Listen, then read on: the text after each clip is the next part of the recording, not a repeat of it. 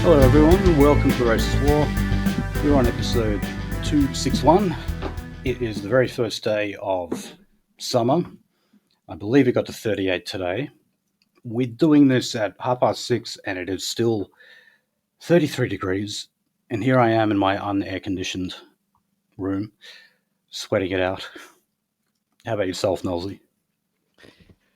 My lawn is dying. Yeah, it's going to be one prick of a summer, I think. Anyway, guys, we'll get into what I guess was the biggest story today. I don't know if it's all that exciting, but, just so we're not always starting the episode on the topic of immigration, I thought we could start on the topic of defence. So the Defence Minister Richard Marles, also the Deputy PM, had been talking for a long time about a massive revamp of the Department of Defence and how it is funds are allocated and also how it is that we build things. Because, yes, they are still talking about building nuclear submarines in Adelaide. God. It won't happen, but believe it or not, we still actually do some shipbuilding here. So, anyway, just to give you the finer details of this, the current defence budget is around $60 billion. But then they reckon that figure is going to gradually increase until we hit the $100 billion mark by 2034. That is a much more reasonable estimate than net zero by 2050, I think.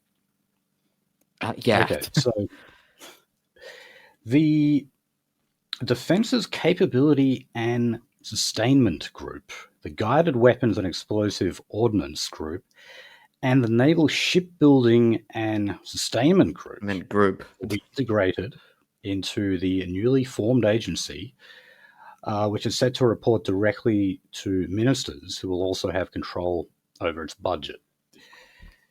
Now, apparently, though, this is still not in line with what Donald Trump has been demanding of Australia, which is that we spend 3% of our budget on defence. So it's still not up there, but it's still a hell of a lot more money that they're throwing into it. But look, this is all just to do with funding, with technology, with to a small extent manufacturing.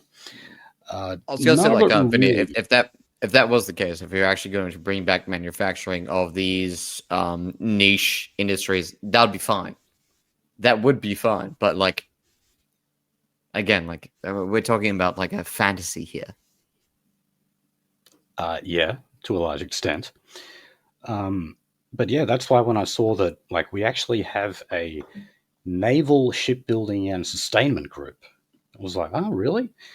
So I don't think that means we build ships from top to bottom, we maybe repair them or revamp them or something like that. But it means a whole bunch of guys with CSLR spray guns and microfiber cloths. That's what it means.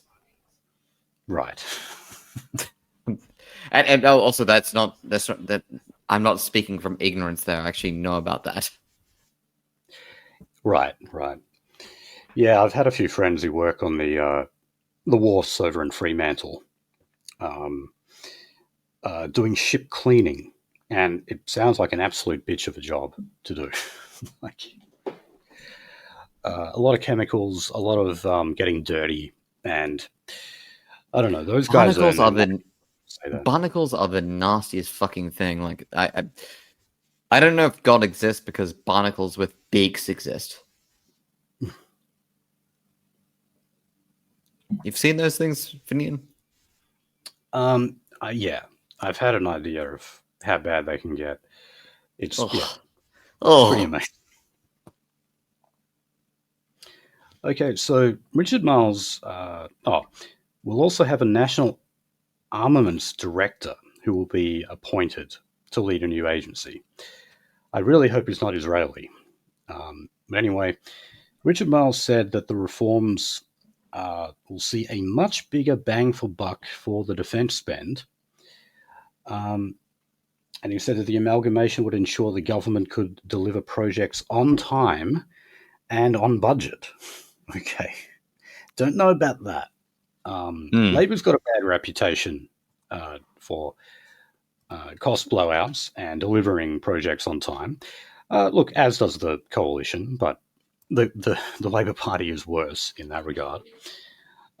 He also said the establishment of the Defence Delivery Agency will see a much bigger bang for buck for the defence spend, and that is at the heart of the decision we have made.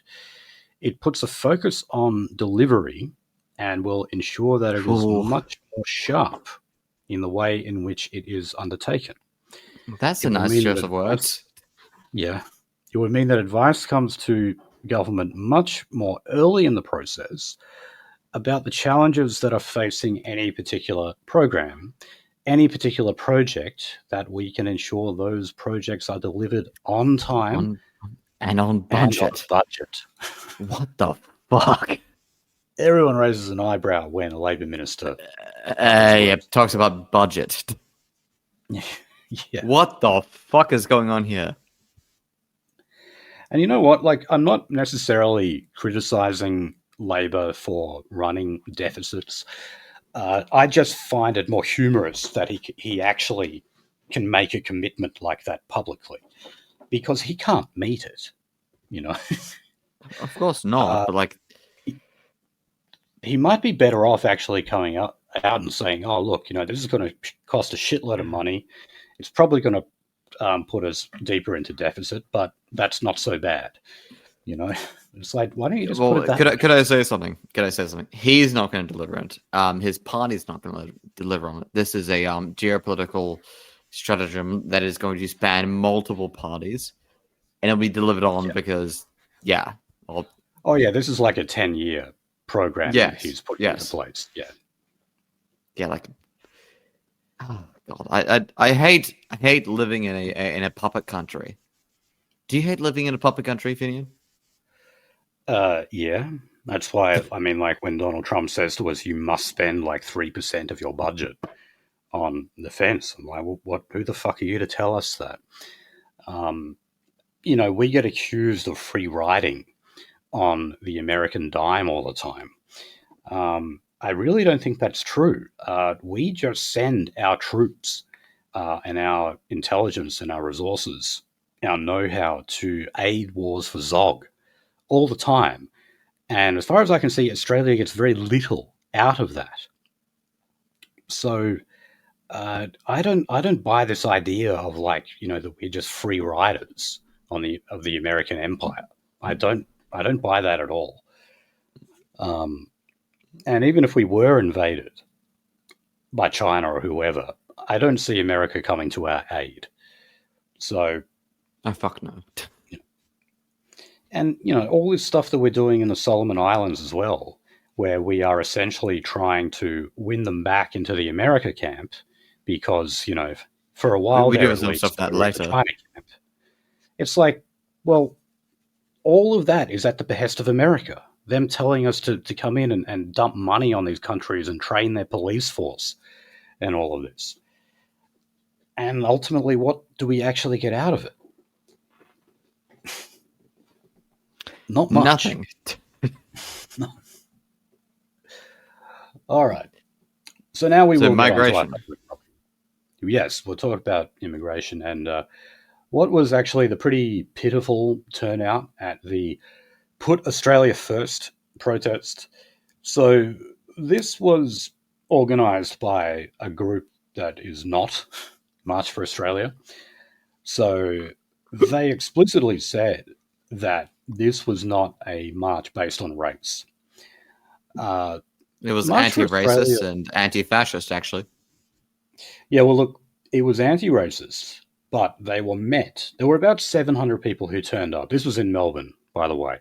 Oh, yeah. And compare that to what, the 15,000 that turned up for the March for Australia back in, was it August? I think. So it's pitiful, but yeah, 15, but also, call it 50,000. yeah, 15,000 is more like here in Perth. Yeah, right. But yeah, this one, 700 people, but also about 500 counter protesters, Antifa, turned up. So they were almost evenly matched. So I'm sorry, but that goes to show that yes, March for Australia in their organisation was at least, let's say, implicitly pro-white and was making the march about race. They did sort of couch their words originally and I guess dance around the topic somewhat. But then when they had that split, because they had some people in Queensland split away from the group, they were basically cucks, Yes. and they were there was even a debate associated with a between crowd like this. Lawrence McIntyre and Savvy Shoal or where the fuck he was. Yeah, there was a debate, and Mr. Meth Shoal himself left the debate because Lawrence McIntyre was wiping the floor with him. Okay. But do you remember that statement that March for Australia put out when they had the Queensland split? Yeah. They wouldn't fight each other, right? Well, it was a great statement because they just went out and said that, all right, we're glad that these people have left because they're pro-Zionist and they don't want to make the issue of immigration about race. So, yeah, March for Australia basically came out and said almost completely directly, we are ethno-nationalists and the marches that we organise are about race. So, I was gonna say, did you see Avi Yemini interview Hugo Lennon today, or Hugo Lennon, Ozpil? Oh yeah, yes, because I know Avi was around there. They were basically they were trying to troll him unsuccessfully, weren't they?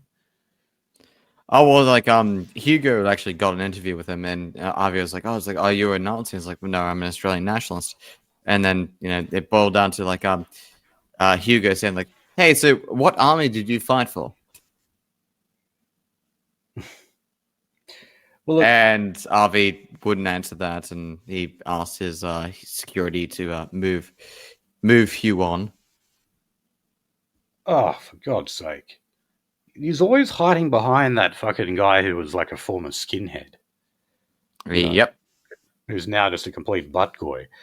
Yeah, but look, yeah, I saw a little bit of that video with no sound when I was perusing Twitter earlier. So yeah, I don't really know, but I did what crossed my mind though was that Ozpil, I don't think he should have been there because this was there as a CivNat rally. Pauline Hanson was there, of course. She was the star attraction. And she told everyone there that she would never move to Victoria because of what it's turned into. And also, she got booed off and had to get escorted outside by a security. Yeah, so look, this is why. I mean, and we know that Pauline Hanson is just nothing but a CivNat now, even if, maybe she was implicitly an ethno-nationalist back in 1996. She certainly is not anymore. And we know she's a raving Zionist as well. So that, I think, alone should be, we should say that we want to boycott this. And, that's why White Australia, NSN, EAM, etc. were not there. That's why other nationalists didn't turn up. That's why, 49,000 people who turned up at the other rally? did not turn up at this one. Anyone with a fucking spine didn't fucking turn up. This was disgusting. Yeah. Look, the next March for Australia, I would encourage everyone to go to that. That's actually going to be on Australia Day. So maybe we would have like numbers so big that the cops, like they tried to do in Adelaide earlier this year, wouldn't even arrest people for apparently loitering or carrying items of disguise. In other words, hat and sunglasses. Maybe we'll actually have numbers big enough so that it doesn't matter if black-clad people with Helly Hansen tops on do a march with their Australian flags. Because we shall see. Well, I think it was basically an embarrassment for South Australian police and the South Australian government in the end, because they had to pay the court fees of all these people who had been charged with just ridiculous crimes that we know they just made up just so they could get them off the street. And, it's White Australia plans to sue the South Australian police over that as well. And they should. So I don't know if they'll want to try something that brazen again. I have no idea what White Australia is planning on Australia Day. But, it has somewhat come a tradition to go to a capital city, fly in guys from around the country who are members and do a march. And authorities know that, of course. So, but yeah. We shall see. We shall see.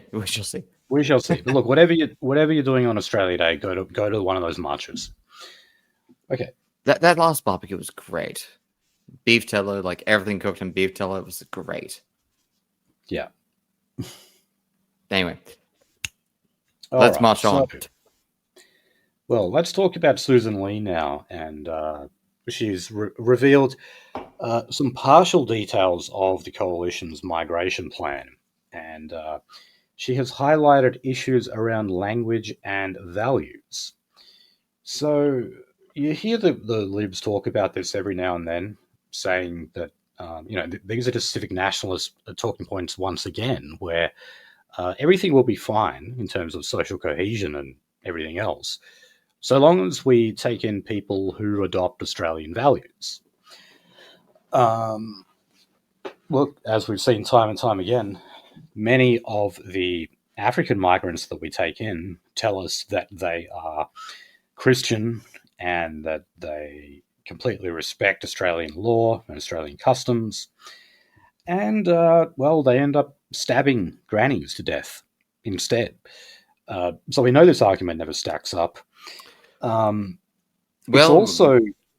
We did have to do lends support. I'll just make this point. When the left says, when one of those Africans, they go well, he was born here and he went to Australian schools, so therefore that's an Australian problem. Well, the CivNat, in a way, is providing that ammunition to the left to make that argument, because the CivNat says, well, look, so long as they're acculturated in Australian institutions, they'll turn out just like us. But then we see that doesn't ever happen. And that's where the CivNats have this completely wrong. Go on. I was going to say, before, that is if it's a common language, a common culture, and etc. That is the nation of the administrator. That is the nation of the guy in admin is I want you to be able to write down a document in English and etc. I don't care what the fuck you are, blah blah blah. But now we're in this incredible. Actually, even in Mein Kampf, Hitler said that was the the civic nationalist is the failed nationalist because he's the nationalist of the German spoken language. But now we're in a fucking terrible world where we have well, those who can speak the language, those who can, do hit and runs, but their turban fell. So they're naked now. Well, let's also get this. I must highlight this point that Susan Lee made. She said that the current tensions in Australia over immigration are not the fault of migrants themselves, despite the fact that she wants to have values and language emphasized in tests that give people visas. So, look, for example, migrants have to sign an Australian values statement. And this, I can't remember when exactly, but I know it was the Liberal Party. It was probably John Howard who introduced it. Now, what the fuck does that actually achieve? People just sign a bit of paper saying, "Okay, yes, I sign paper, sir. I don't even read it. They don't even fucking read it. But how could you say that it's not the fault of migrants themselves? I mean, well, look, I get where she's coming from in some regard, in that, like, well, taking it from my point of view, I say, well, yeah, look, this is mainly the fault of white traders. It is mainly white politicians who let these people in. And, you can't blame a rat for acting like a rat, behaving like a rat. So, in a way, you get what you deserve. But still at the same time, she is not acknowledging that migrants will have different values, will have different behaviors, and will remain loyal to their ethnic group every time. She doesn't want to admit any of that, just like a typical liberal.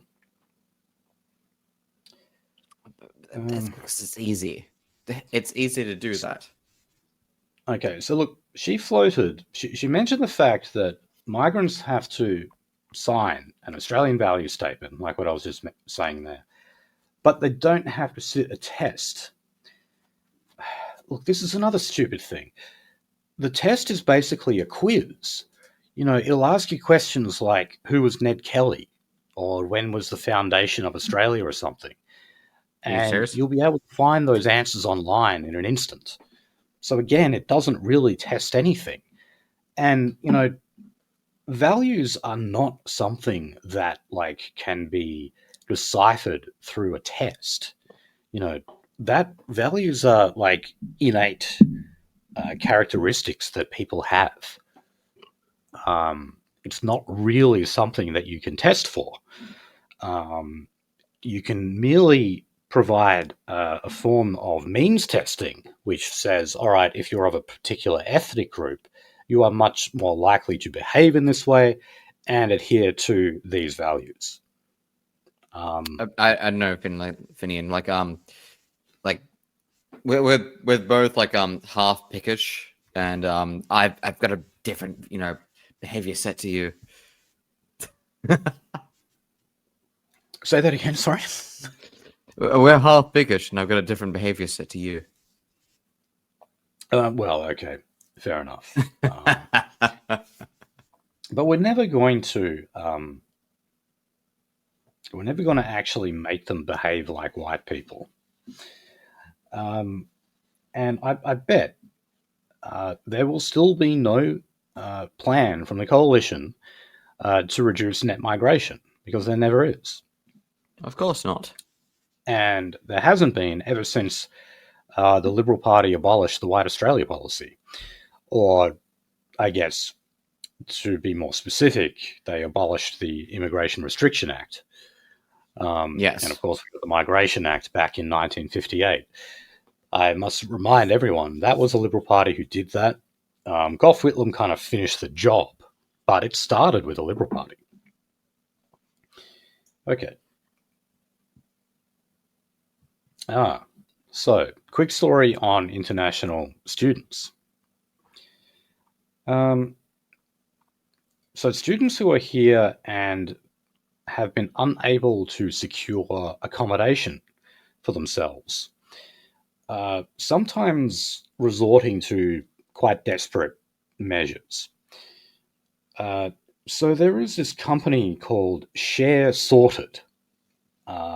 They're one of 4 furnished accommodation providers, and they operate within what they call a housing grey area. So they use a head tenant model where renters sign occupancy agreements. And under those agreements, you sign away the majority of your rights. So that puts you at They're risk not a of someone tenant. getting, That's the worst part. right. So you can be instantly evicted or like have your bond withheld, like over nothing. Now, this is something that the government has its eye on, right? As it had when, people were renting out like single beds. And again, this is a Hotbedding, problem yes. that we just never fucking had before. This was the Indians and the Chinese who brought this in. Congratulations, this is the Indian fucking landlords. No actual tenancy agreements, no signature. They come in like as in like yes, onto that shared sorted thing. And yeah. There is nothing. Absolutely nothing protecting these people. No, I mean they might as well sleep in like. Have you seen basketball? No, I haven't. No, it's got the South Park guys in it, but they've got like this little guy called Squeak who they always bully. They make him like sleep inside a chest of drawers that you just like pull open, and they might as well sleep in one of those. Yeah. Welcome to hell. Okay, let's move on to the Israel-Gaza situation, which hasn't actually made a hell of a lot of news as of late. You know what? This is the most calm section of any racer that we've ever had. Israel and Gaza. Okay, well, the Labour Party, the Queensland chapter of the Labour Party, just had a conference, and they voted overwhelmingly for the federal government to issue explicit legal warnings to Australian citizens who are dual nationals serving in the IDF. Okay, so in other words, they've got Israeli citizenship as well. That if they fight in the IDF, they could be criminally tried for war crimes under domestic and international law. Based. Yeah. And that, of course, would mean that you can have your Australian citizenship torn up. So, a minister can step in and cancel the visa of someone, and that can be a temporary or a permanent visa, just like what Tony Burke did to Matthew Grutter. However, if you're by the way, we're right next to the goal. Give Send Go / engineer deportation. We are right next to it. Right next to it. Was it 30 grand was the goal? Yes. We're 800 away. Oh, cool. Yeah, they're doing a hell of a lot better than Chris Cantwell is then. Good. If anyone's seen the Give Send Go that he currently has up, his monthly goal is $5,000, but the total amount donated to him is $0. I can't help but laugh when I see that. How many grams of meth has he shoved off his ass? Oh, God knows. That's unquantifiable. Yeah, but anyway, if you are a citizen, it's a lot harder to just tear up your citizenship. So there's 2 criteria that you must meet. One is that you are a dual citizen, of course. You can't just make someone stateless.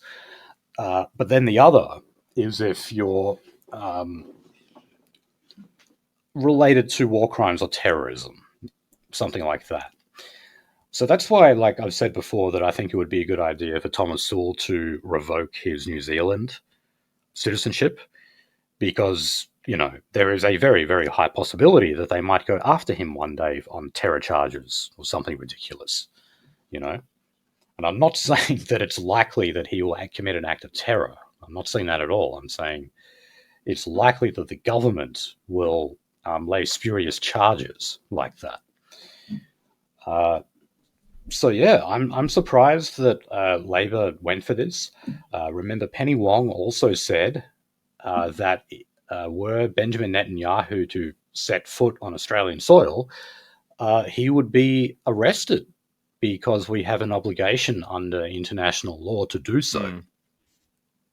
And, I think all of this does actually show that protesting can have an effect. When you get enough people out of the streets often enough, you can actually start to influence policy. And so that's why I say, opinion, turn up the March for Australia rallies. Yes, but what is the mechanism? Okay.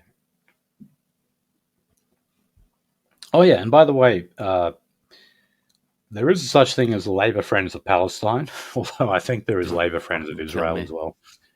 But yeah, there were many members of the ALP standing with Free Palestine signs.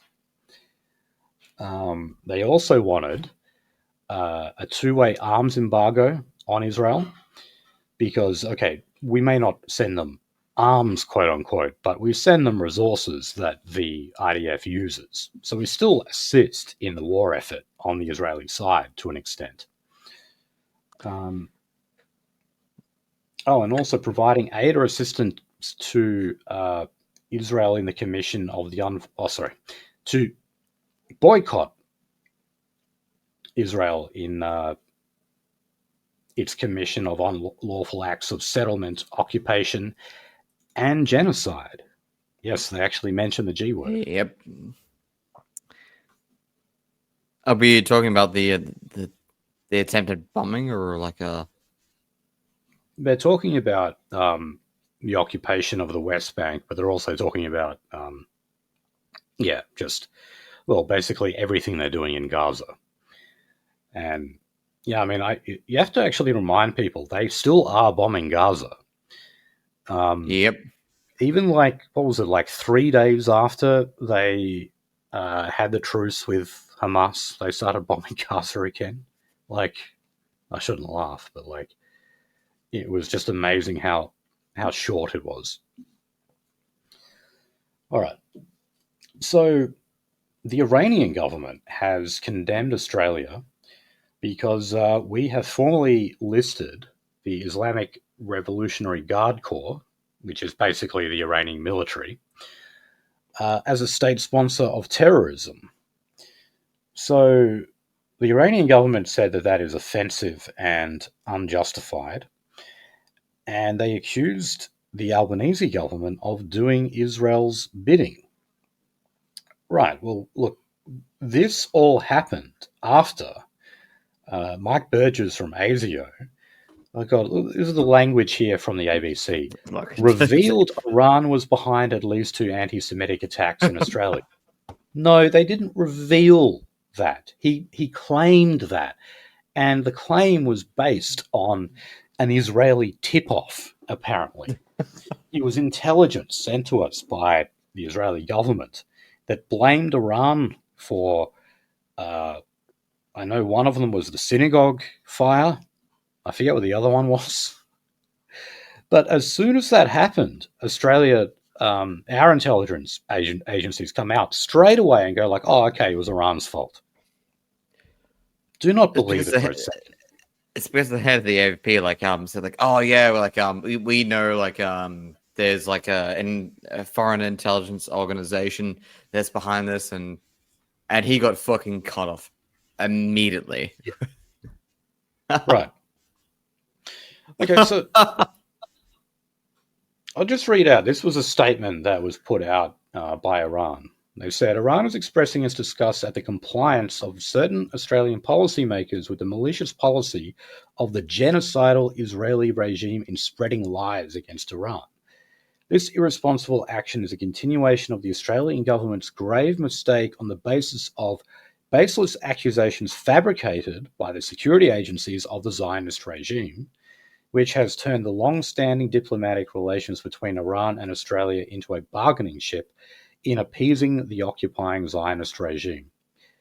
Yeah, pretty direct words there, and I think they're all accurate.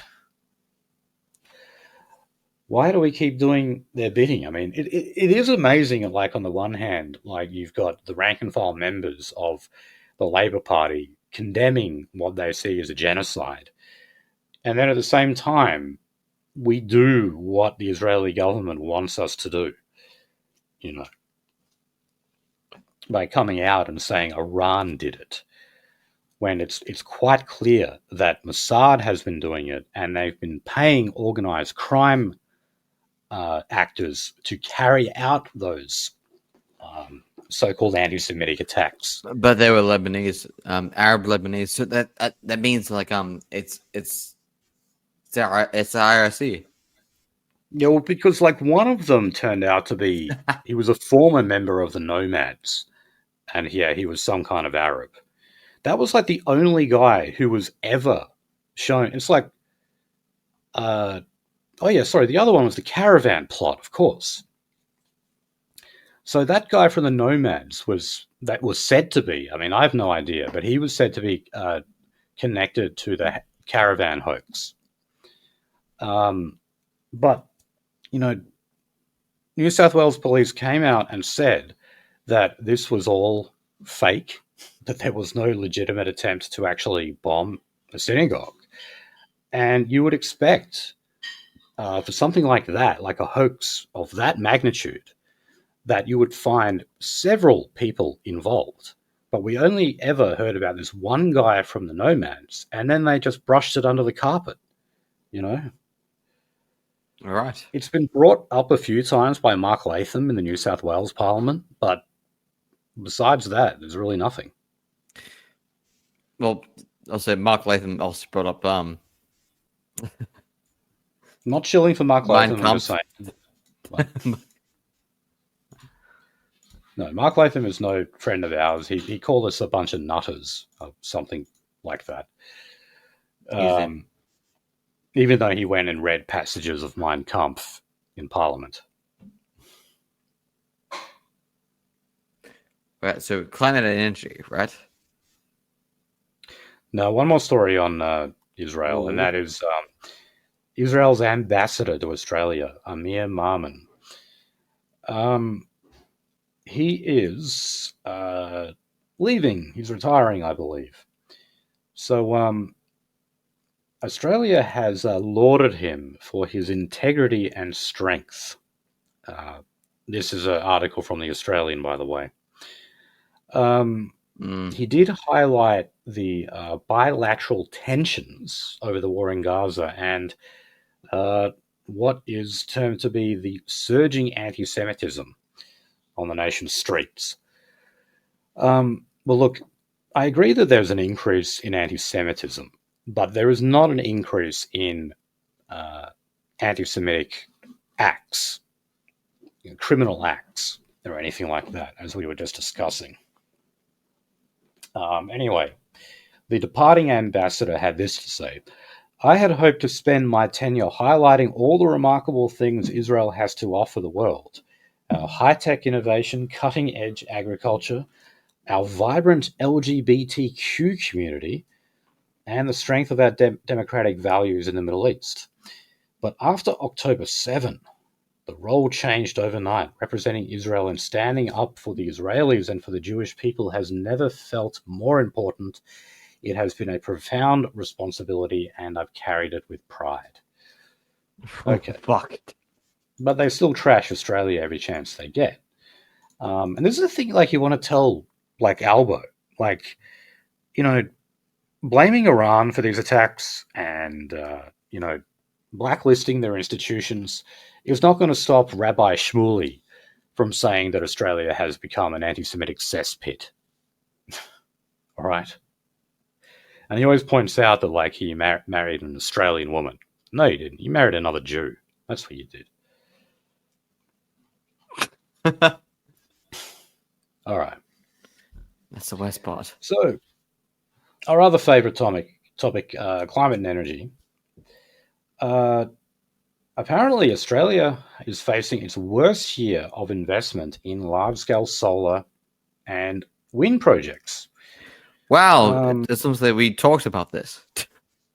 Yes, I mean, we've basically been documenting all of these and the hydrogen plants as well. It's all quite humorous. Anyway, large-scale investment in solar and wind generation totaled 1.05 gigawatts at the end of October this year, but that is compared to 4.5 gigawatts for 2024. So yeah, in other words, we have been able to get more green energy, so-called, onto the grid in previous years. But in the past year, there were only a small number of projects that were backed by Labor's Green Power scheme. But more importantly, there was also just a whole heap of projects that were green-lighted and then just fell apart because investors pulled out or something like that. And there's no real sign that that is speeding up. So that means that, those investors, were they called Forest? Well, I mean, I don't. Does he actually invest in solar and wind though? I think he was just all hydrogen. He does. He does, by the way. He does? Yes. Okay. But I mean, I know that one where he made off with like $30 million of subsidies. That was a hydrogen plant that he just scrapped. So yeah, in terms of meeting 2050, we're not on target, of course. But it's even more dire when it comes to like our 2030 targets, because they want to be on 82% renewables by then. We're not getting there. Okay. So, is there any way we could actually get to that? Well, look, here's some more detail on this time. This is what it specifically is like over in the East. So the blueprints that like we're currently using are based on how severe future wind droughts could be. So, God. So it says the Eastern Grid is being built on a model that assumes wind power will never fall before 14% of its generation capacity for multiple days. However, it is very, very likely that it will fall below that. So, if the wind isn't blowing, in this case, then obviously that means less power on the grid. And they make these models based on the estimated amount of wind. Those models are rarely accurate. Based on AMO's calculations. So, a public worker looks like, I want to keep my job. So, I'm going to put this number out. And there. Yeah, it's a lot like the bureaucrats who lied to Stalin, in the 5-year plans that they had. Because if you didn't meet your production quota, you'd probably be sent to the gulag. Here, okay, maybe not gulag, but yes, your job is on the line. And I mean, look, and it's just generally that way behind emissions reductions generally. Because, well, actually, one of the other stories I've got here, and isn't it amazing that this one comes from the ABC? It says that Australia has actually had its biggest ever drop this year in emissions. That's if you don't count COVID lockdowns, though. Of course, everything just came to a standstill, and obviously that meant not as many emissions. So this is, they say it's a 2.2% in reduction in the past financial year. They say that is being driven by the record amount of renewables entering the Australian electricity system, which is displacing coal. Now, that does not make sense to me because we just went through some figures saying that actually, no, we're adding less green energy to the grid now than what we previously did. So I didn't go through this obviously and analyze it, but I want to know, where do they get that number from where they say there's a 2.2% reduction? Do they consider carbon offsets when they come to that figure? Like, in other words, are they simply just measuring the amount of CO2 that is released into the atmosphere?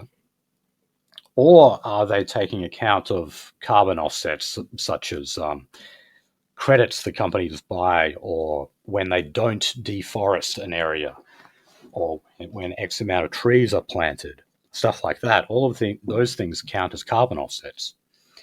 And that's usually how they arrive at figures that low. They're like, oh, no, emissions were low if you consider all of this, all of these trees that we planted and stuff. Okay. Now, no, here was a surprisingly honest article from the ABC. The energy regulator said that the grid is not ready for the closure of the Araring coal plant. This is a coal plant in the Hunter Valley. So it is due to be closed very soon. Right, so after 2027, they're estimating that it will be closed. But also, infrastructure to stabilize the grid will not be installed until after the closure of the plant. Yeah, that doesn't surprise me. You're simply not adding enough green energy to the grid to warrant actually shutting down a coal plant in this area and many other areas of Australia. Okay, let's now get rid of the entire community. The entire what? The entire community. Sorry. Ugh. Okay. So talking about our own energy minister, Chris Bowen, he's been labelled as El Presidente of COP31. So this is like, the global cooperation of many nations for fighting climate change. We were supposed to host the COP31 conference. They've now capitulated on that. Turkey wanted it for a long time. We said, okay, we'll give it to Turkey. But anyway, the opposition has been referring to him as part-time energy minister and also Blackout Bowen. The reason why is because he's been made like president of COP31, which of course is an international body.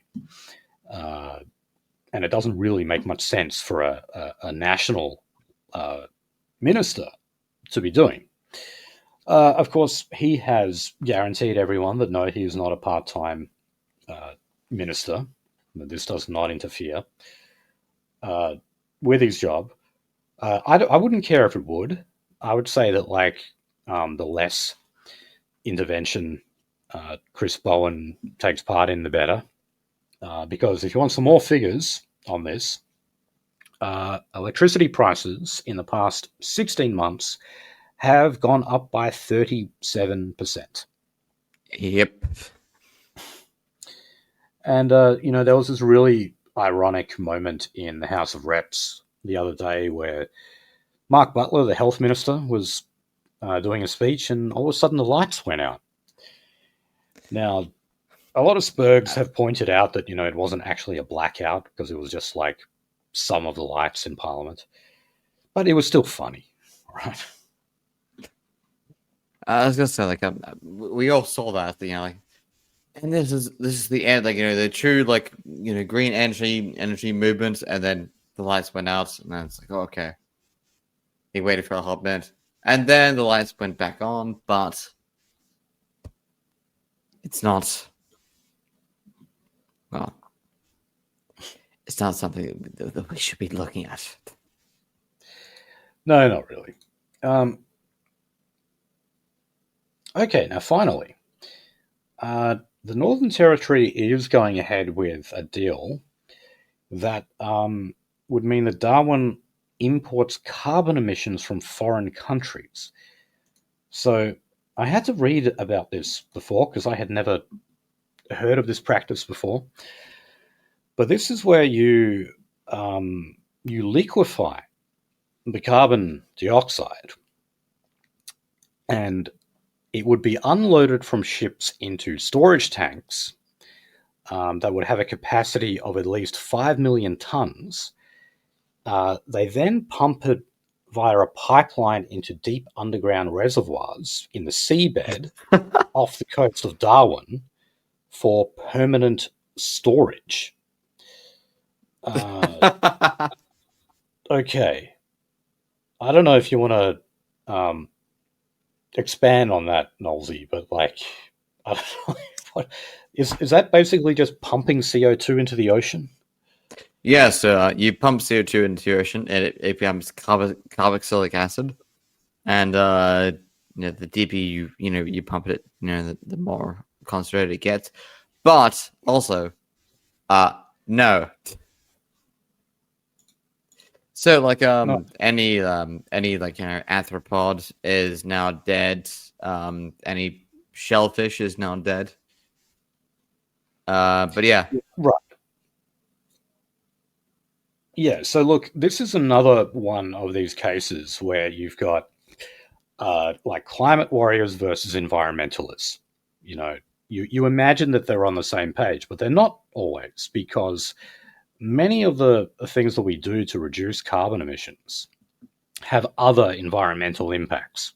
So, and certainly, like pumping a bunch of liquefied CO2 into the ocean, you can imagine, is going to have some definite Liquefied environmental CO2 is called carboxylic acid. Okay. Don't mix words. It's carboxylic acid. Okay, all right. Sorry, I'm not a science guy. The only science I know comes from Professor Dave. That's all. Oh. Who was not a real professor. Okay, well, let's get on to the environment laws now. And so last episode, I said that Labor were basically looking from the support coming from the Greens or from the coalition.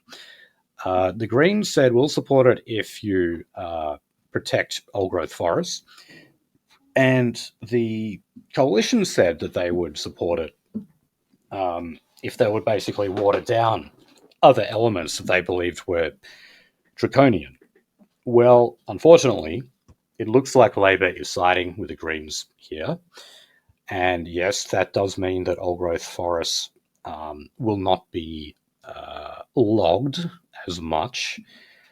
And that could also mean, according to this article I got from the Australian, that could result in the loss of up to 10,000 jobs that are linked to the timber industry. Now, I must stress that this used to be deadly territory for Labor, because that's 10,000 unionized blue collar jobs right there. That is a great way of pissing off your natural constituents. And, it's one of the things that hurt Mark Latham enormously back when he was opposition leader, because he did a deal with the Greens to protect old-growth forests, and it was actually opposed by the Labor government in Tasmania at the time. And you had these extraordinary scenes where John Howard was out shaking hands of CFMEU members. Because remember, the F in CFMEU, that stands for forestry. They're not just a building union. And in Tasmania, the forestry division is very, very powerful, because so much of Tasmania's economy is based on timber. However, I don't know if this is going to be so deadly because, well, unions aren't as powerful as what they were. There has been this general drift of Labor towards more green policies in the past decade or so. And also, we simply just don't have a viable opposition right now. I think Labor thinks that they can, they basically have a mandate for more radical reform because there's no chance of Susan Lee becoming Prime Minister, you know? And I just say that to be realistic. I mean, a lot of commentators have effectively said that Labor are guaranteed to win the next election and that the Liberals are better off kind of making their plans based on the long game and say, okay, we're not going to win the next election, but we might win the one after that. And so that means Labor can afford to do dirty deals like this with the Greens and sack a whole bunch of workers that they're meant to represent.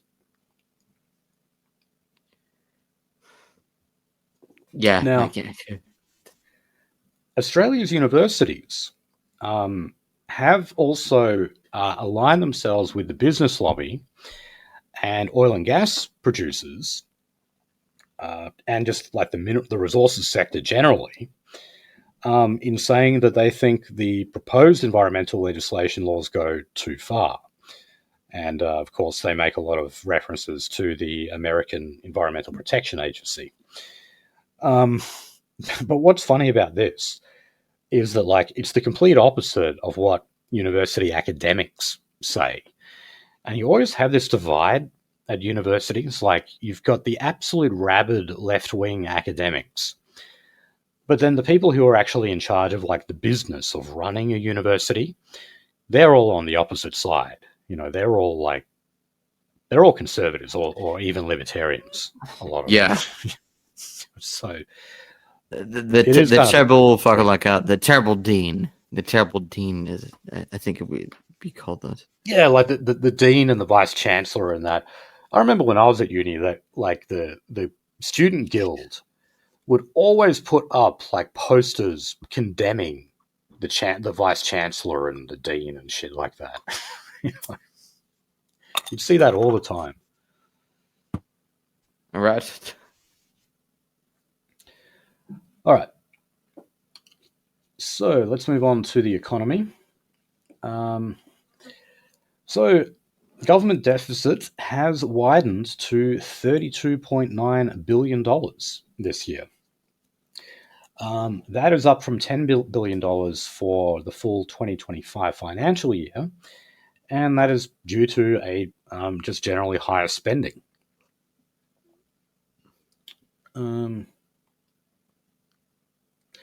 So this has led a lot of economists to say that the federal government must bite the bullet and unwind record levels of spending.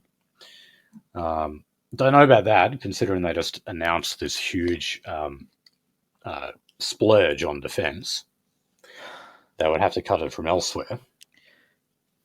But also, businesses have lifted their capital expenditure by the fastest pace in almost 4 years, driven by data center fit-outs. Ooh. And so economists are saying, what? Yeah, do you know what? Could you explain that, Nolsey?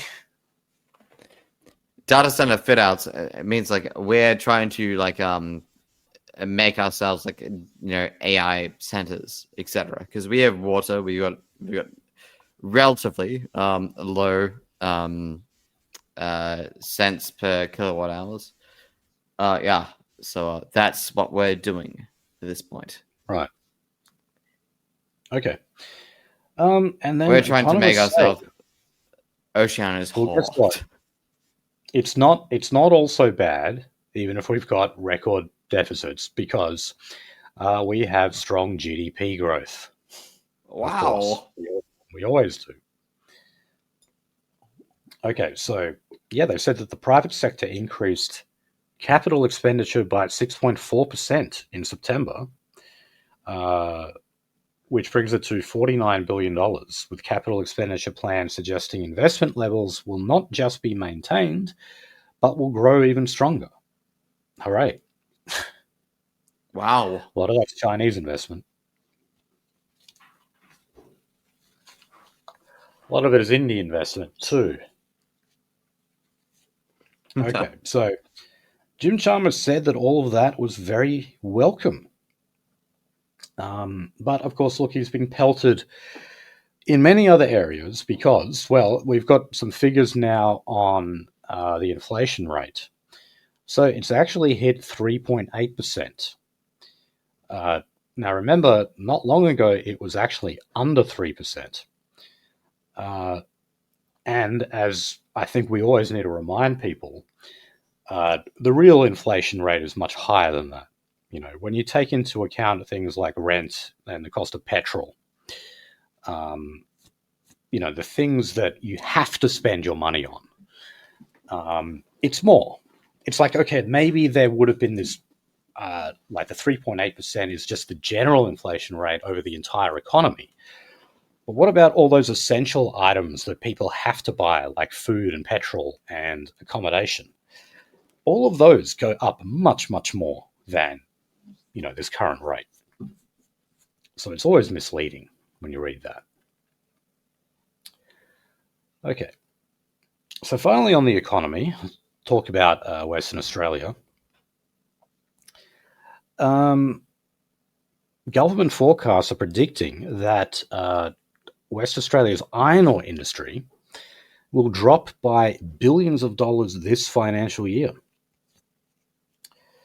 So an overview of our taxes and royalties for financial year of 25 to 26 was released by the state government, and the figures suggest royalties from iron ore were expected to drop by 22% by the end of this financial year. Wow. So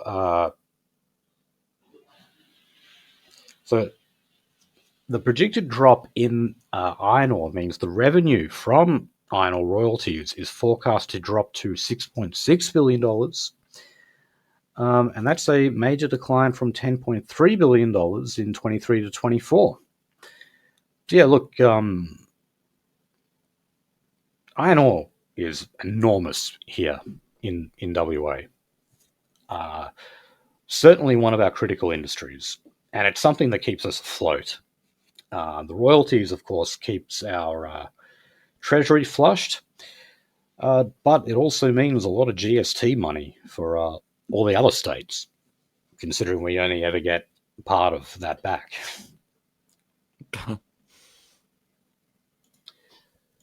Okay. Alrighty. All right, so moving on to housing. Tasmania, they're actually the only jurisdiction who has opted out of the government's Help to Buy scheme. So this comes into effect on December 5, a few days away. This would support up to 10,000 eligible low and middle income first home buyers per year. So this is the one where this is not the 5% deposit thing. This is something different. This is where the Commonwealth would contribute up to 40% of the deposit and 30% for existing homes. So yeah, it would be 40% for a newly built home and 30% for an existing home. And that would mean that the government holds an equity share of the property. So it's like, you know, the government partly owns the house as well as you, or should I say, as well as the bank. So you need to save a minimum of 2% for that deposit and obtain a home loan from a participating lender. So Tasmania has opted out of this because they say it is risky. It has what you might call moral hazard, meaning that you're opening people up to take on loans that they very well may not be able to pay back. And remember, this is one of the things that triggered the GFC back in 2008. Yep. It wasn't the only thing, but it was part of it. Look, while I like the idea of these schemes, I really think that, like, with the exception of the first homeowners grant, I don't really think there should be anything else. The house prices will fall naturally once you cut immigration.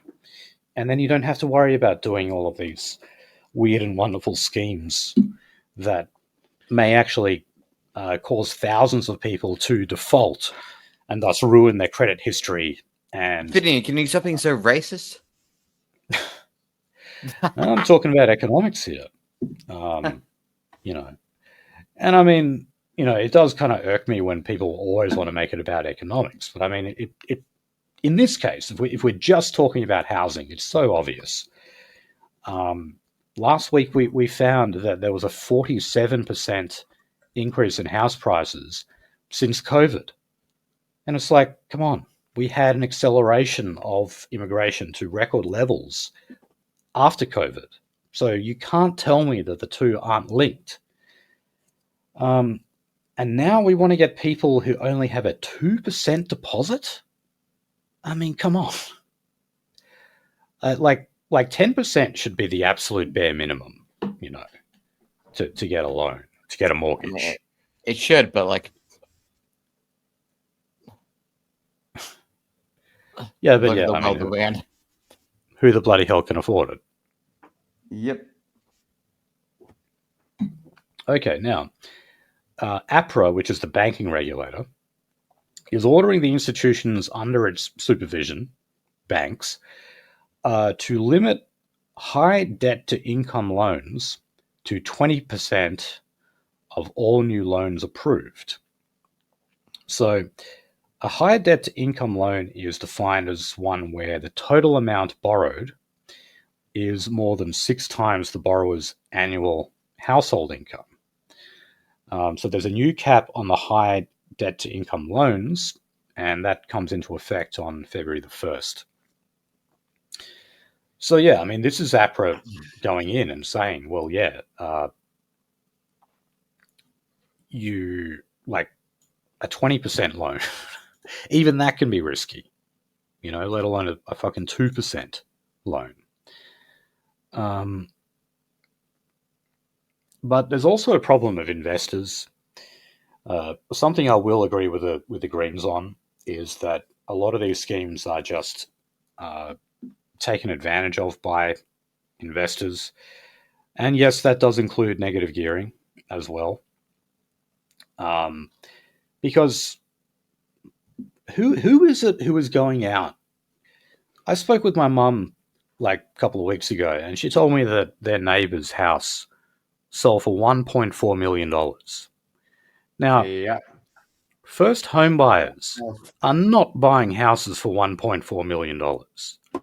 So who is buying them? It's investors, right? It's investors, or it's like a boomer who's moved house, right? That's it. That is not a first home buyer. And again, I guess all the negative gearing stuff wouldn't matter if we actually just cut migration, because this is a demand problem. It's not a supply problem.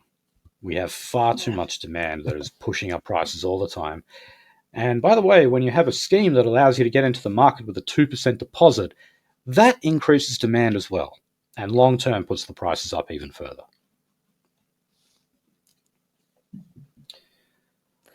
All right, let's go on to industrial relations. Okay, so, oh God. The next few articles, these are all from The Australian.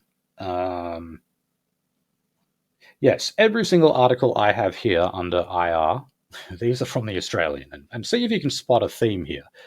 So, the Fair Work Commission, they will delay reviewing the operation of the right to disconnect laws for at least 12 months. Okay, so remember, these were laws that Peter Dutton opposed. These are very basic protections. All it is, it says that like when a worker is off the clock, they're not expected to answer calls or reply to emails from work because you have a right to disconnect. Wow. And this is, one of the negative sides of how instant communication is today. It means your boss can get a hold of you. And yeah, you hear things all the time about people like finishing off their work at home and communicating via email outside of working hours to get stuff done. The Liberal Party opposed that. And the Fair Work Commission is saying that there isn't any urgent need to review it. So they're going to wait for 12 months. And the Australian is outraged by that because they think this is some kind of unfair burden on the business sector. Okay, now this one's even better. Apparently only 1/3 of the nation's public servers, or bulging public servers, as the Australian puts it, turn up to office 5 days a week. So that's right. The other 2/3 have some kind of work from home arrangement. And remember, this was something that the Libs wanted to scrap as well, but then they had to backflip on it spectacularly because they got an enormous amount of pushback, including Liberal voters. This stuff is not popular. People want flexible working arrangements where they can sometimes work from home to avoid commuting and therefore have more spare time. Oh, what a horrible thing. Okay, in Victoria, Jacinta Allen did leave on the table the prospect of sacking up to 3,000 bureaucrats in Victoria. This is because she has ordered a review where she wants to find up to $3.3 billion in savings. Because as we know, I believe that the financial books of Victoria are worse than any other state or territory in the country. So that may well mean that they'll have to make cuts to the public sector, and that could include up to 3,000 jobs. She assures us, though, that the report and its recommendations are going to be released very soon. But she basically is also saying that she's not going to comment on any of this stuff until the report is released. Okay, now, the size of the federal public service has jumped by 24.7% since Anthony Albanese became Prime Minister. So now we have almost 200,000 public sector workers, while at the same time, these departments are being asked to identify low priority spending that can be cut. So, okay, so data released by the Australian Public Service Commission on Wednesday shows a 13,671 rise in the public service, equivalent to 7.4% in public service numbers in the past financial year, and a rise in overall headcount from 159,179 in mid-2022 to 198,529 at June 30 this year, a 39,350 increase in 3 years. Okay, even by Labor standards, I think that is that is pretty high. And they do make it is often made, the point is made that whenever you add jobs to the economy, those shouldn't be public service jobs. I don't really see why. I mean, I think they are real jobs, aren't they? The paychecks that these people get are real. So I don't really care about more people getting into work or getting into the public sector. It's all a balancing act. Okay. Knowlesy seems to have dropped off, but that's all right. I will continue without him. Okay, so moving on. Talking about the Fair Work Commission again. It's turned out that over the past 5 years, more than 6,000 right of entry applications have been approved, and there were only 3 rejected in total in the last 5 years. So Susan Lee has said that this warrants an overhaul of Labor's industrial relations laws, even though this is something that when voters are asked about, they never list it as a priority. Never comes up. Anyway, I mentioned that 3 of those were rejected. All 3 were from the CFMEU. So it shows that only the most militant union is the one that is knocked back. But still only 3 times. I mean, they make many right of entry applications. And I mean, it makes sense because they're one of the unions where they don't come on site merely to talk to members or whatever. They come on site to do safety checks because, well, we're talking about construction sites here. They're very dangerous places. So it makes sense for them to make more of these applications.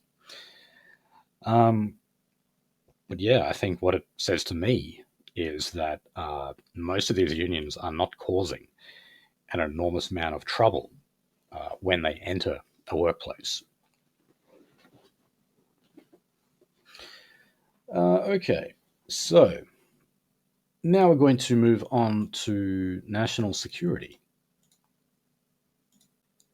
So I found this story amusing. A national security program is being offered to parliamentarians with a dedicated topic on China and its role in Australia's national security outlook. So this is provided by the National Security College. They'll provide secret briefings that will cover sensitive national security issues next year. So there'll be up to 25 places offered to parliamentarians who will hear from independent experts, government officials, and distinguished former security policymakers. It will last for at least 10 weeks, and MPs will be able to nominate their staff for intensive short courses on national security. It looks like a bit of a joke to me, but I mean, what exactly could you learn from a conference like that? Okay, I've got Knowlesy messaging me as I'm saying all this. I think he's got problems on the Starship Enterprise again. His internet doesn't seem to work in the area of Perth that he resides in. So I guess I will continue this solo today. All right, so our second story on national security is about the Australian Human Rights Commission planning to remove religion as a motivation for terrorist acts. So this was an effort mounted, as you can imagine, by Muslim groups because, well, the vast majority of acts of terrorism eventually are deemed to be Islamic in some form. So, well, actually, it says here, since 2014, there have been 16 terrorist attacks in Australia. And remember, sometimes they're just small things like stabbings. They're still counted as an act of terror. But 12 of those were deemed to be Islamic. So obviously Muslim groups don't like this. They'll very often say that, this is not actually Islam, it's some kind of perversion of Islam, and they're not real Muslims, some crap like that. I can't believe I'm saying this, but I guess I do sort of agree with the Jewish lobby here. They vehemently oppose this. They say that it should be mentioned as a motivating factor. Look, yeah, I mean, I do agree with that. But we should also be able to talk about Jewish terrorism, because that is a real thing. All of these fake attacks that they have been orchestrating. I mean, remember, how do you actually define terrorism? Well, it's acts of violence or property damage with a political purpose, and obviously orchestrating fake acts of anti-Semitism in Australia has a unique, or I should say, like, specific political purpose. Always ask yourself who actually benefits here. And ramming through all of these hate speech laws in both the state level and the federal level have all been at the behest of Jewish groups, and apparently to make them feel safer in Australia. So, okay, fine. We should, call out Islamic terrorism, but let's call out Jewish terrorism as well. Okay, now on to Aboriginal news. So, traditional owners in Western Australia have launched legal action against the state government. So they're claiming that the government is fast-tracking mining and exploration projects. So under the Native Title Act, mining companies are required to negotiate with these Aboriginal groups before getting approval to work. So, as we've said many times, that's just all about money. They'll give the particular Aboriginal tribe or corporation X amount of money, and then they give it the approval. But we do have an expedited procedure, and that is for projects that would be unlikely to interfere with traditional owners' rights. Or basically it means that, like, where the site is going to operate is not on a sacred site or something that Aborigines refer to as culturally significant. So it makes sense that you'd have a faster process for something like that.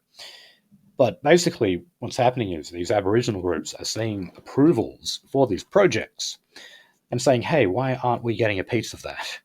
And they realize, oh, wait, it's because there isn't a native title claim there or something. So they don't like this because this is money they could be getting. And they want to make native title claims on all of this land just so they can get more money out of it. So it's not a surprise they don't like that process. Okay, now in South Australia, as pissweak as the Libs are in South Australia, they are saying they will repeal South Australia's Indigenous Voice to Parliament. So remember, they do have that. It was the first one, actually, that we ever had.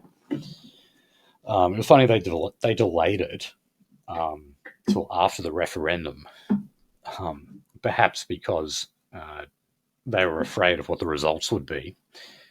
But anyway, it's estimated that this will cost, the Voice to Parliament, that is, will cost $2.5 million over the next 4 years. I'm surprised it's that low, actually. I'm sure it'd end up being a lot more than that. But anyway, the Libs have said that they'll scrap it, which is good, but then they're saying that they would replace it with an advisory body. And I'm thinking, is there much difference there? I mean, that's what the Indigenous Voice is said to be. They represent, obviously, Indigenous people, and they provide advice to the government. So why can't they just say, we're going to scrap it all together? Because there's already advisory boards. There's numerous ones. So what do we need yet another layer of bureaucracy for to keep these Aboriginal groups happy? Okay, so related topic of crime. So, as usual, there's some pissing and moaning about the Northern Territory and how they've been handling things. The Ombudsman has called on the Northern Territory government to end the practice of holding prisoners in watch houses. So there was footage that got out of people like sleeping on the floor in watch houses because they don't have enough beds and stuff to house them. Well, okay, but at the same time, you've got the Commonwealth threatening to withhold Commonwealth money from the territories for not meeting close the gap metrics. They don't have enough money to build more prisons or build more remand centres or whatever. They need it, and they need it badly. The Northern Territory government is actually cracking down on crime. Amazingly, I was skeptical when they were elected to see if they would actually follow through with their commitments, but so far I think they largely have. But that's naturally going to mean you're going to arrest more people and you need somewhere to put them. So, okay, if you're going to end the practice of keeping them in watch houses, well, there's really only two things you can do there. One is you can stop charging them with crimes, and two is you can build more facilities. And that's what needs to happen. The Commonwealth should put a massive injection of federal funds even into the Northern Territory and build these facilities that they need. Okay. So also in the Northern Territory, two politicians have alleged that children in detention are being moved from Alice Springs to Darwin without their family's knowledge. I really doubt that. They're probably just very hard to get in contact with, because the ones who live in Alice Springs or the other remote areas of the Northern Territory, a lot of them don't have a number to call or a letterbox to send letters to or an email address to send emails to. A lot of them are essentially off the grid. Some of them we don't even have records of them.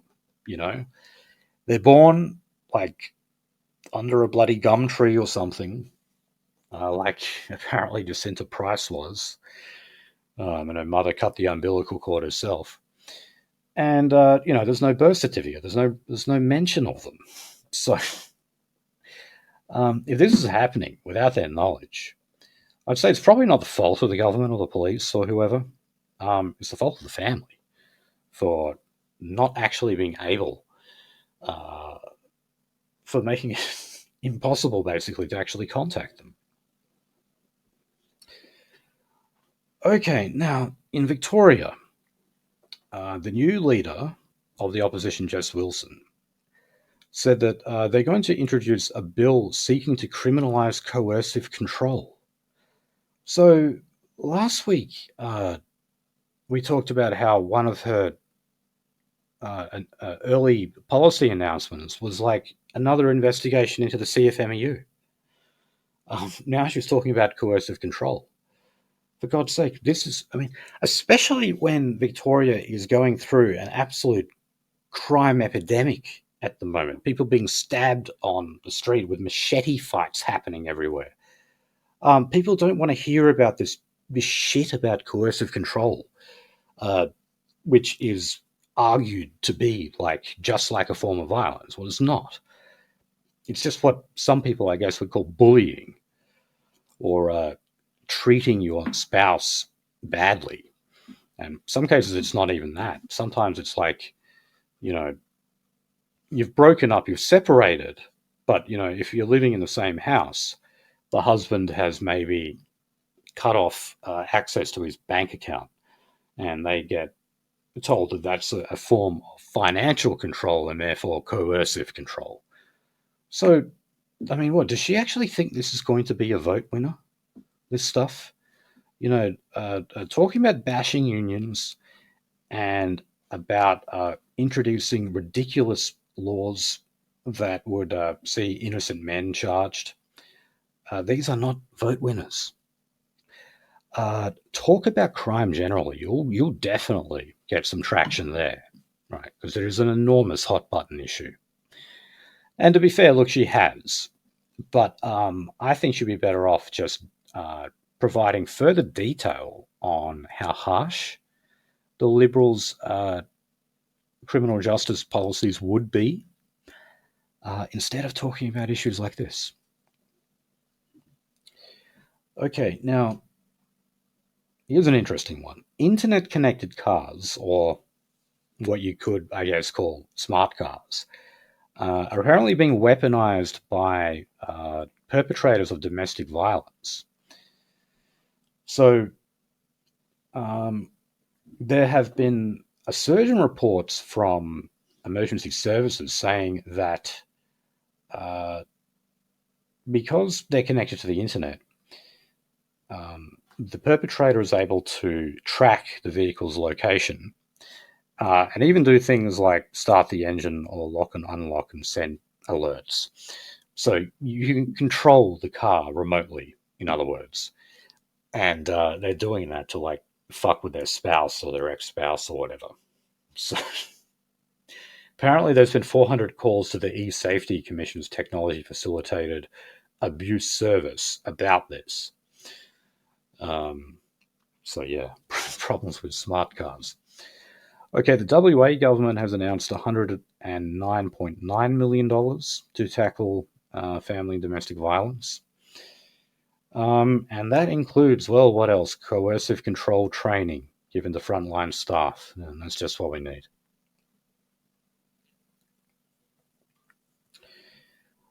Okay, so there's going to be a meeting in Canberra this week. So this is by federal, state, and territory governments on how they are addressing violence against women that is influenced by alcohol. So there has actually been an increase in domestic homicides, which of course is mainly a man killing his female partner. And it's called for gambling bans. Bans on gambling advertising. And also limiting late night alcohol deliveries. So of course, yeah, you can get alcohol delivered straight to your door, and that includes at very late times as well. So often, during times where people should not be drinking because they end up beating up on their wife or something like that. So the ACT has actually introduced legislation that restricts same-day alcohol home delivery. Yeah, and look, some of these policies might actually work, but again, look at where all of this is happening. The Northern Territory, of course, has an enormous amount of domestic violence that is, yes, very often influenced by alcohol, but it's pretty much entirely in Aboriginal communities. So, if we didn't have this issue with ethnic minorities, there wouldn't actually be any problem with late night alcohol deliveries. A high trust white society anyway would be able to manage a liberty like that. Okay, so the government is also, federal government has also extended its banned drinker orders. So, actually, sorry, this might be, where is this from? Oh, sorry, this is in the Northern Territory. So, if you get a police-issued banned drinker order, They've now increased that from 7 days to 28 days. And they're saying that is to preempt alcohol-fueled violence over summer. Well, we've all heard, like, Alex McNabb saying that, the heat brings out the wild in Adindu. Well, it's the absolute same thing for Aboriginal people. They just simply commit more violence when it's hot.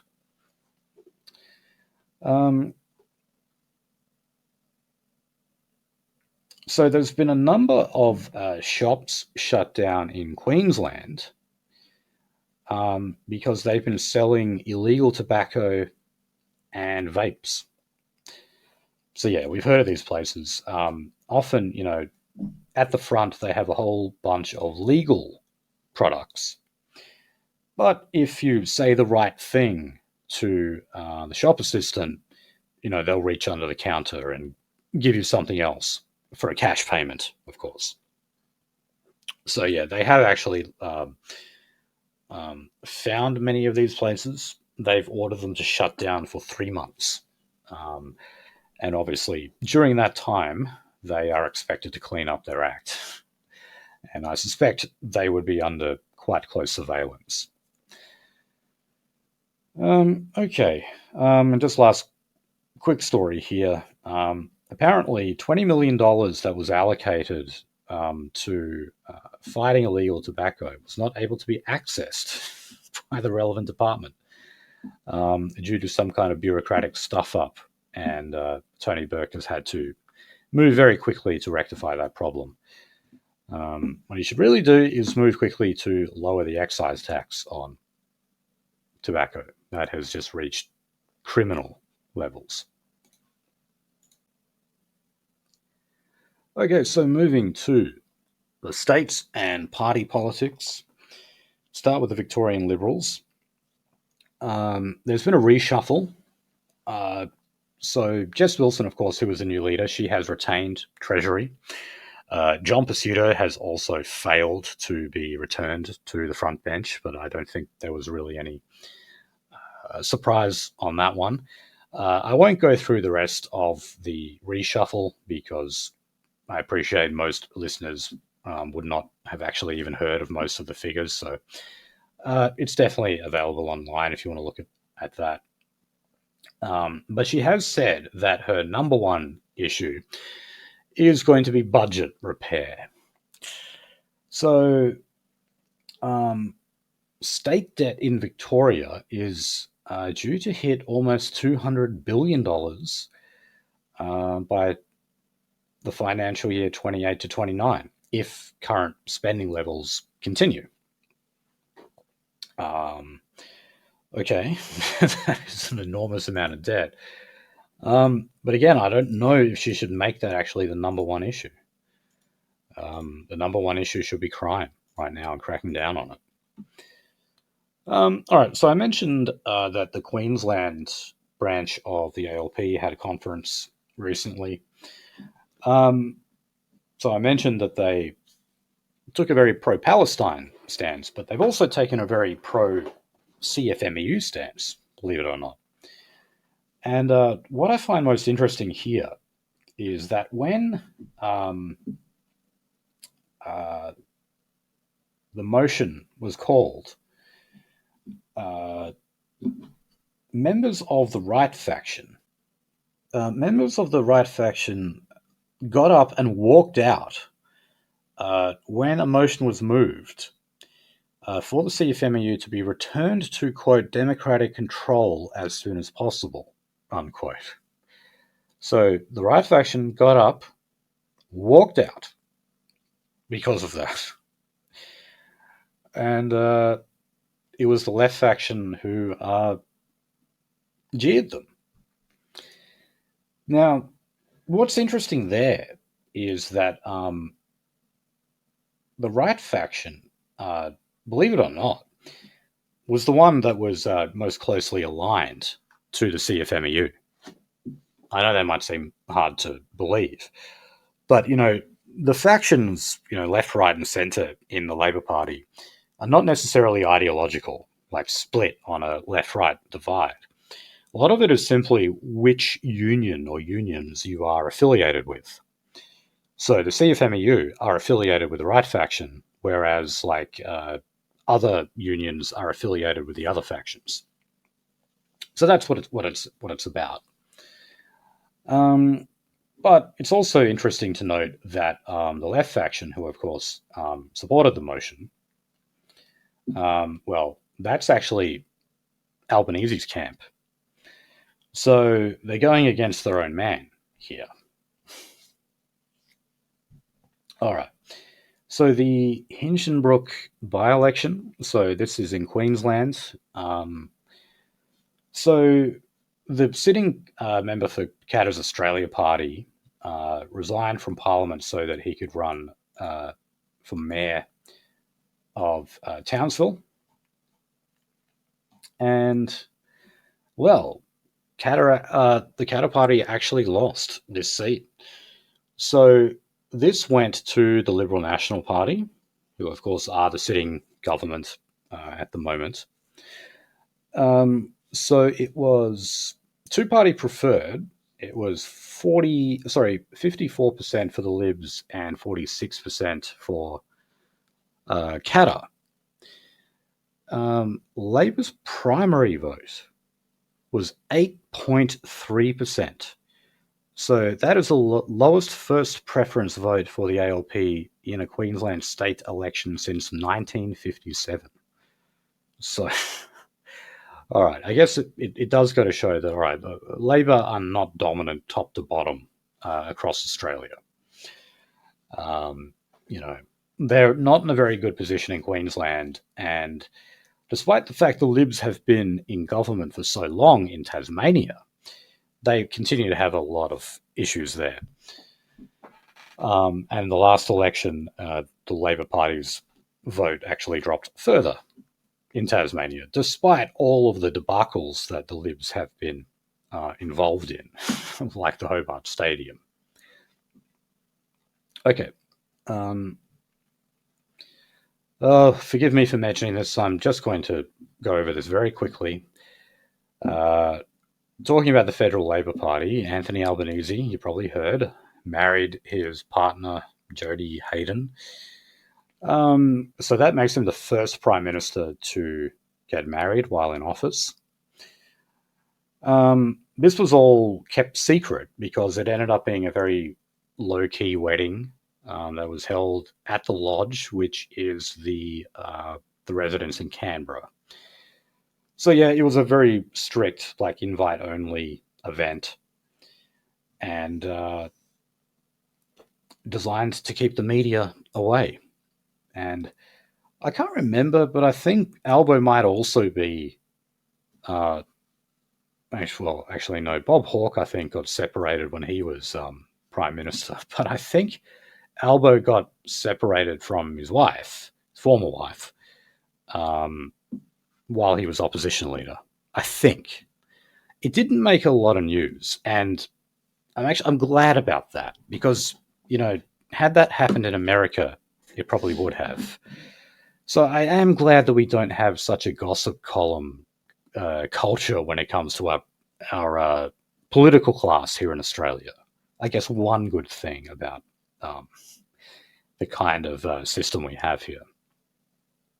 Okay, so Mark Dreyfus, who of course has had to endure the exile of the backbench, has been appointed Australia's Special Envoy for International Human Rights. So Albo said that Mark Dreyfus would renew Australia's tradition as a global champion for human rights. In particular, Mr. Dreyfus will take a special advocacy role for the abolition of the death penalty, as well as for the rights and protections of children, older persons, people living with a disability, and LGBTIQ plus individual. Oh, God. Okay. They say that he was dumped from the front bench due to factional issues. I think he was dumped from the front bench, given that he was Labor's most prominent Jewish figure, and he failed to toe the Jewish line all the way.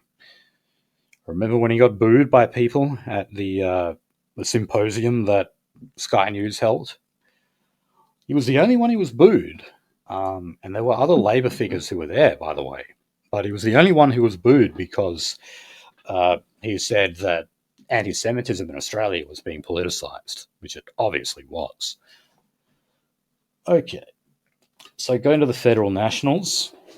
Again, I'm sure you've all heard and are not surprised at all that Barnaby Joyce has quit the National parties. He is currently sitting as an independent member. He has not said whether or not he will recontest the seat as an independent, and also he has not said that he will recontest the seat as a member of One Nation, or maybe even have a tilt at the Senate again. Because remember, he actually entered Canberra via the Senate. He kind of got a high profile very quickly, and he realized he probably had more potential than perhaps he originally thought, and so he ran for the seat of New England. And then he ousted, I think it was Tony Windsor, the independent, who used to be a member of the Nationals. So, like, Pauline Hanson has wined and dined him a bit, I believe at least twice, but he's still not saying anything. Yeah, look, I don't think that... look, there's a story here from the ABC saying that there's generally mixed reaction from people within his federal seat of New England. But remember, a lot of people in seats like that is rural seats, who vote Nationals, a lot of the time they think that the Nationals are neutered by the Libs. They don't like the state of the coalition, and they think that the big city Liberals always get their way, and the Nationals just toe the line and also sell out to big agriculture. So there's a lot of examples of members of the National Party leaving and then running successfully as independents. The best example is probably Bob Katter. I know he's formed his own party now, but for the majority of his career, he sat as an independent for the seat of Kennedy and was always returned to Parliament with a very thumping majority, always. So certainly isn't... it certainly would be possible for Barnaby Joyce to retain the seat, so long as he basically were to say, look, now as an independent, I'm not going to be castrated by the Libs. I am an independent agent now, and I will deliver what the Nationals should actually deliver, had they not been handicapped by the Liberals. Okay, so in Melbourne, there are the Burke and Wills monuments. They were taken out of the city square. Now, this was actually supposed to be a temporary measure because it was there to enable the construction of part of the Metro Tunnel project in Melbourne. But now the decision has been made not to return those statues to the city square. They haven't hid them entirely. They've put them, what they say here, on the outer edge of Melbourne's CBD. So it's in a relatively obscure spot that not many people walk past. So naturally, there's a lot of outrage here, including former Victorian Premier Jeff Kennett. But is it surprising? Like, it took Australia a little while to catch up to this, but they've been doing stuff like this in America for a long time now, removing statues. And I don't just mean Robert E. Lee, I mean a lot of others. And yeah, no surprise that they're doing it here. Well, at the same time, we erect statues of criminals like Yagan. And we say incorrectly that they were resistance fighters when they were actually just criminals. Okay, so the Youth Safety Commissioner has warned that under 16s will not magically disappear overnight from social media. Well, of course, kids tend to be pretty tech savvy, often more tech savvy than their parents. They find ways around things. Just think about how easy it is to say access the Pirate Bay, even though that is blocked by Australian ISPs. You can figure that out in a few seconds, pretty much. So, and the other thing about it is that it's up to the social media company themselves to stop these people from logging on if they're under 16. The actual act of accessing something like Facebook, if you are under 16, is not a crime. The ban, so-called, is simply that it is compulsory for social media providers to stop them from logging in. That's actually what it's about. Now, this next story that I read from the ABC, who have basically been running a campaign against the social media ban for under 16s. I'm not sure what they, why they thought writing this story was a good idea, because this is about sex workers who use social media, and oh god, they've actually used the term sexfluencer. So, these people who, of course, they're prostitutes. These are the types who don't actually put out explicit content. They're not putting out like porn or whatever. Instead, what they do is they have things like makeup routines, dance videos, travel vlogs, telling spicy stories, and just basically just glamorizing the whole occupation of being a sex worker. So this one woman, Talia Rowe, they profile her in this story.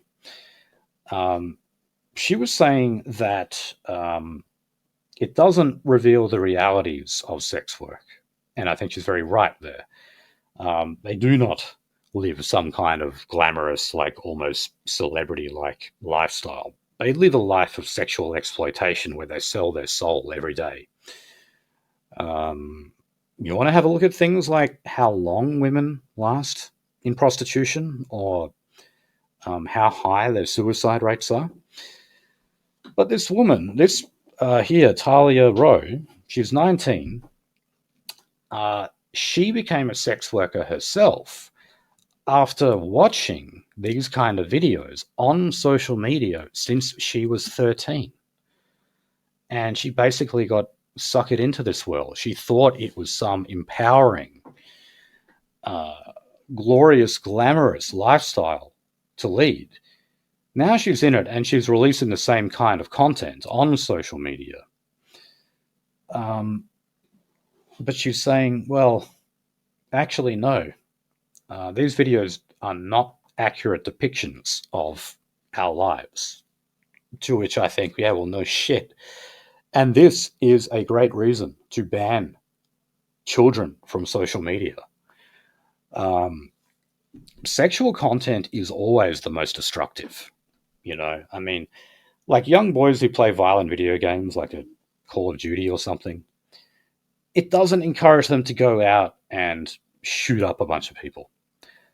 But sexually based content does encourage people to experiment and basically do away with social norms that restrain sexual activity. And here, I'm talking about females. It's said that men basically can't say no to sex. And there's some truth to that, but women can.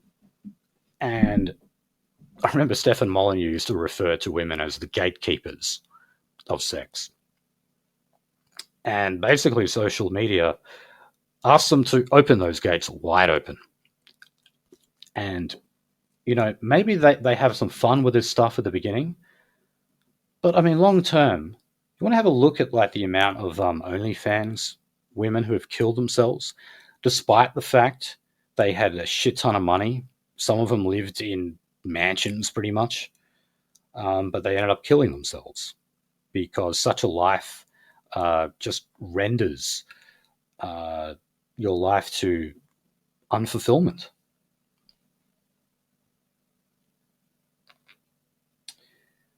Okay. So let's move on to just a few quick stories.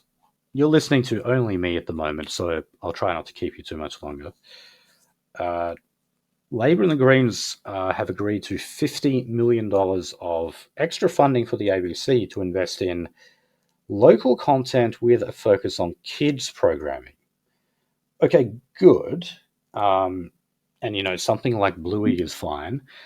As far as I know, Bluey is a wholesome show.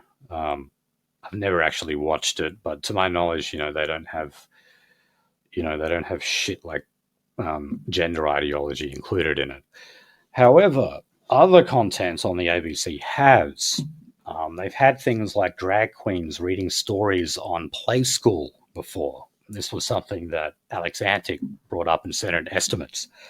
And simply the fact that the Greens have given the green light to this funding makes me think, shit, is that what we're going to get?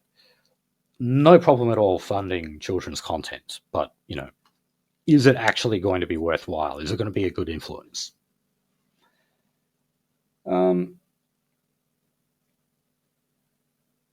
Okay, so we all know about the ban or freeze on puberty blockers in Queensland. There's a government-ordered report that is due, well, actually, at time of recording, it's probably actually already out. So anyway, the LNP asked Professor Ruth Vine, who is Victoria's former chief psychiatrist. Yes, that is actually a bureaucratic role. It was her task to lead a review of the evidence base for the use of therapies for children with gender dysphoria, which included puberty blockers and hormone replacement therapy. So when the health minister was asked about whether this report would be made public, he said that it would be considered by cabinet.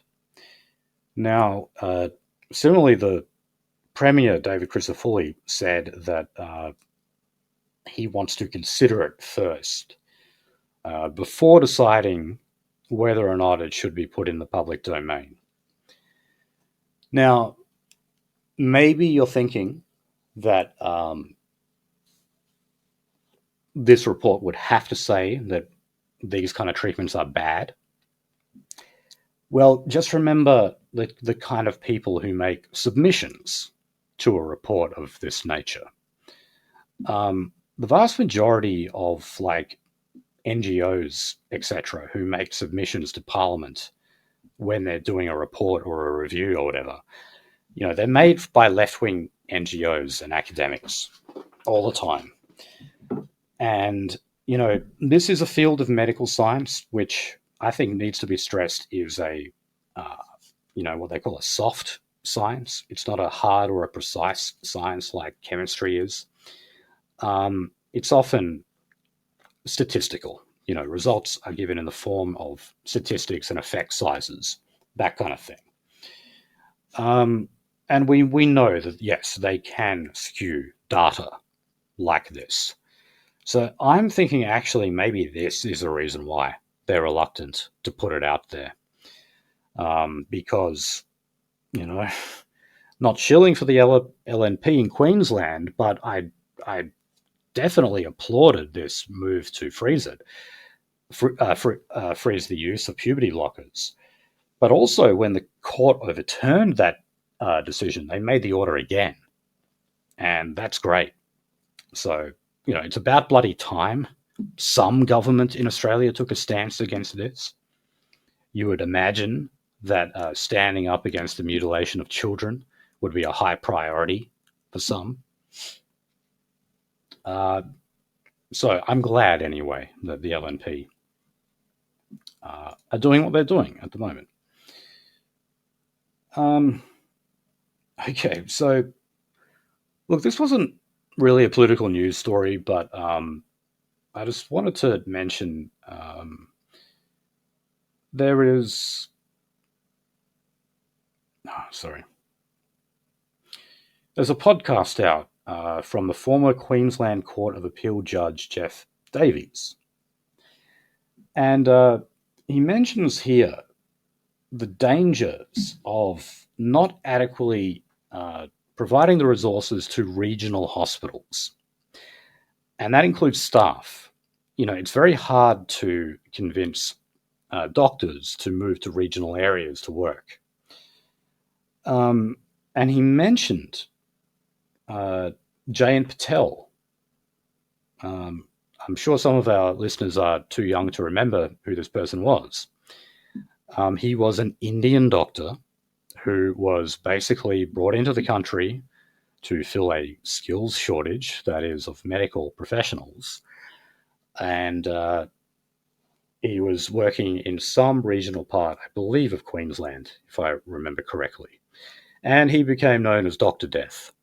Of course, many people are known by that title, but in Australia, he's probably the most well-known. Or maybe Philip Nitschke as well. But anyway, why did he get the name Dr. Death? Because several of his patients died in his care due to his negligence. And that should be a very clear warning, okay? This was a Pajit, an Indian who came over here working in our healthcare system before the mass migration of Indians into this country. Well, think of what we're doing now, and think of how many Indian doctors we have now, and who, yes, are working in these regional areas as well. What Jayant Patel did could well be happening as we speak. So this means we need incentives for people to move to the regional areas, and we need more training as well. I don't understand why skills shortages always have to be met by migration. Isn't it a problem to do with how we're training people and incentivizing people to become medical workers? What is obviously a very, very important profession.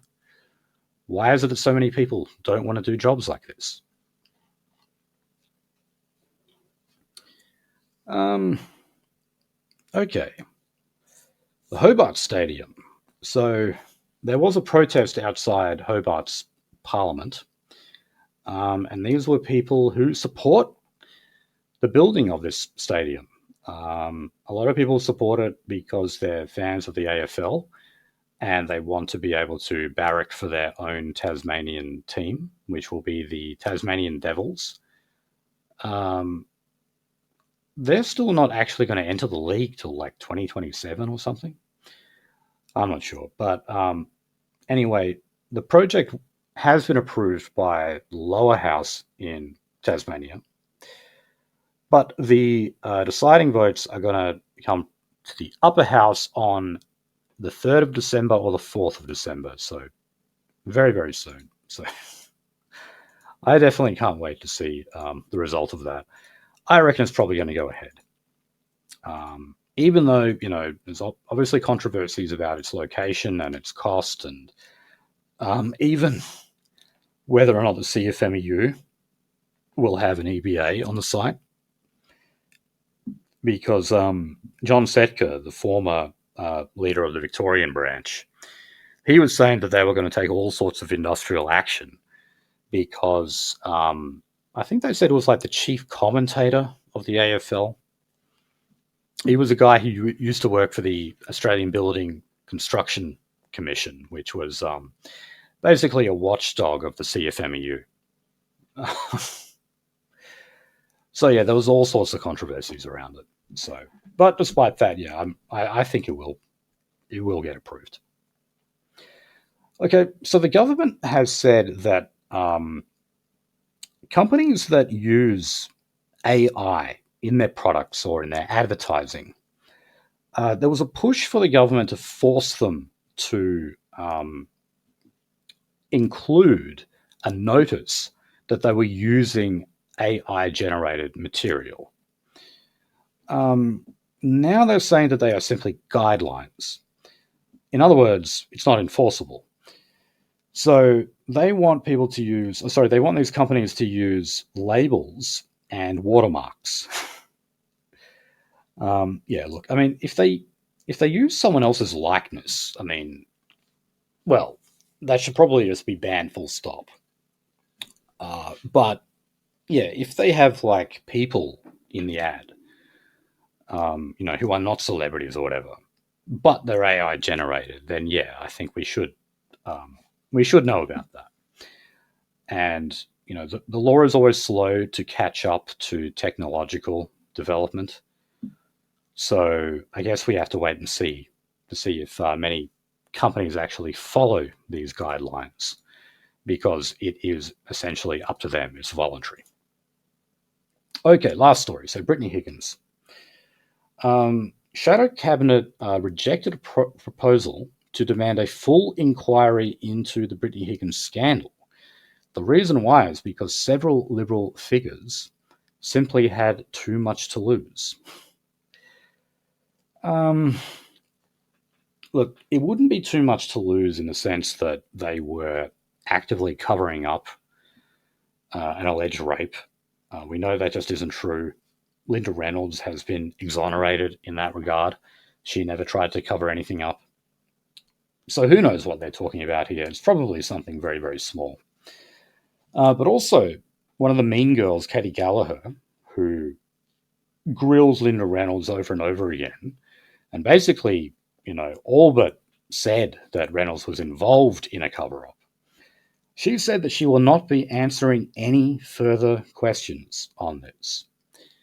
It makes sense that she'd be asked about this, considering Linda Reynolds' recent defamation win against Brittany Higgins and David Shiraz. But also the fact that Linda Reynolds is now suing the Commonwealth government over the $2.4 million that was just handed over to Brittany Higgins, with basically no process whatsoever. So I think it is extremely arrogant of Katie Gallagher to just say that she's applying this gag order on herself. It's pathetic, to be honest. All right, guys. Well, thank you for listening to our latest episode, 261. A little shorter, partly because Nolsey is not here.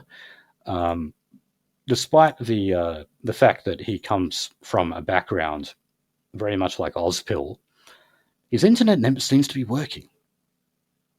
So anyway, thanks for listening to me solo for so long. Check us out at theracer.biz, and we'll see you next week.